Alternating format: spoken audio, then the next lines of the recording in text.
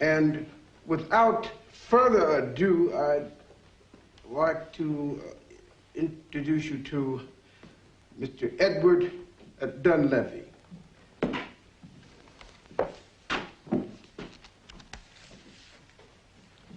Good morning.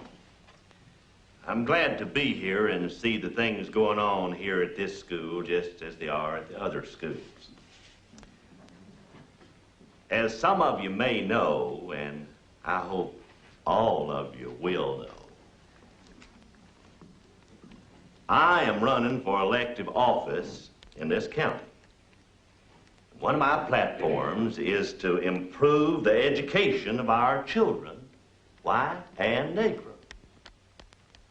Now, I believe we're giving our Negro children a first-class education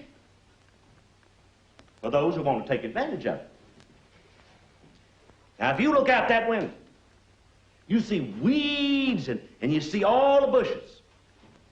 But I'm proud to stand here in front of you today and to tell you that before long, soon, when you look out that window,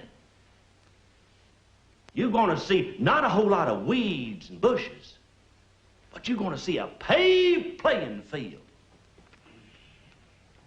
Now, you know what that means, don't you? That means that our boys at Lafayette are going to have a chance to have a full-fledged development of their athletics.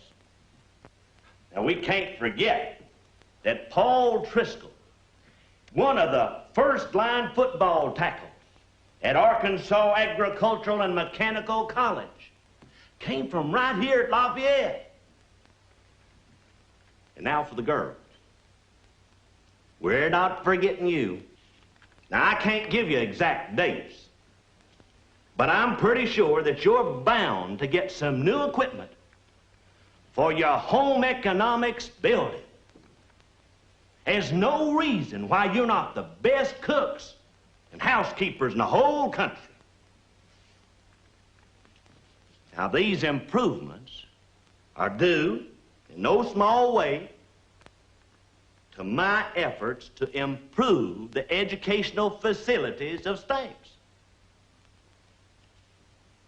And I want to tell you that I didn't forget Lafayette County Training School. I thank you all very much. Thank you.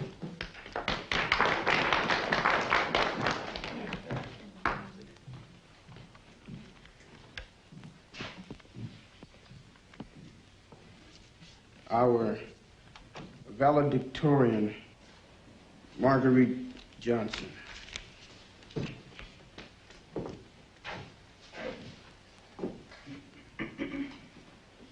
Mr. Principal, dear teachers, fellow graduates, dear parents and friends, our speaker just told us that he was improving the education facilities in Stamps. He's given us a chance to become basketball players and cooks. Well, I want to thank Mr. Dunleavy for this chance, but I don't think I'm going to take it. I didn't memorize the whole of the Rape of Lucrece so I could be a cook or a cleaning lady. See, I give Mr. Dunleavy all the rights he wants, but I don't believe he has the right to decide that my only hero has got to be a first-line football tackle. I got other heroes. For example, Edgar Allan Poe, because I liked what he said, and I liked the way he said it. My teachers, because they showed me a map, and on that map, I saw that the world went past Stamps, Arkansas, United States of America, North America continent. And I got another hero, me. And me is not just a proud member of the graduating class of the Lafayette County Training School. Me is a proud member of the Negro race, the wonderful, beautiful Negro race. Well, I want to thank Mr. Dunleavy for the paid playing field, but I'm not going to run on it. I got other things to do. And I want to thank my grandmother, who taught me how to sing. She said that in order to lift your voice, you have to lift your head, and when you lift your head, you're looking at heaven. So I want to ask my fellow graduates to sing with me the Negro National Anthem. Lift every voice and sing. What is she doing? That song is not allowed. It's too late now. Ring with the